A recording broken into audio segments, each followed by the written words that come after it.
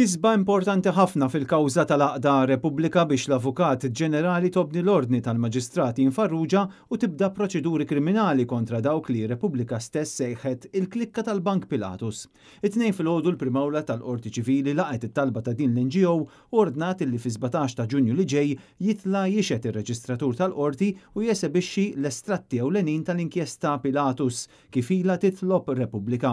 L-Avukat Ġenerali kienet ilha aktar minn sena topponi din it-talba b'legalizmi li ftit jagħmlu sens u kien għalhekk li l-qorti presiduta mill-imħallef Doreen Clark laqgħet it-talba ta' Repubblika u ċaħdet l-argumenti kollha ta' Victoria Buttigieg. Din kienet l-ewwel darba minn mindu fil-liġi Maltija ċittadini nata dritt li attakka deċiżjoni tal-Avukat Ġenerali illi l-qorti ordnat li jkunu esebiti partijiet minn inkjesta maġisterjali.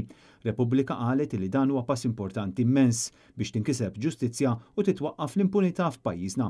Permezz ta' dokumenti li se jiġu esebiti, l-qorti se tkun tista' tara bajnejha illi dak li kien ippubblika n-notar Robert Aquilina sena ilu fil-ktieb Pilatus huwa l-verità u xejn anqas mill-verità. B'hekk fi 17 ta' Ġunju li ġej l-Istat ġie ordnat jesebixxi fost l-oħrajn il-proċess verbal tal-Maġistrati infarruġa, ir-rapport voluminus tal-esperti forensiċi Duff and Phelps illi kienu analizzaw l-involviment kriminali u ħasil ta' flus tal-uffiċjali tal-Bank Pilatus, ir-rapport konklusiv tal-Maġistrat Farrugia li kien mexxa dik l-inkjesta u l-ordni tal-Maġistrat Farrugia biex isiru investigazzjonijiet ġodda fuq trasferiment ta' flus tal-kumpanija sigrita eGrant.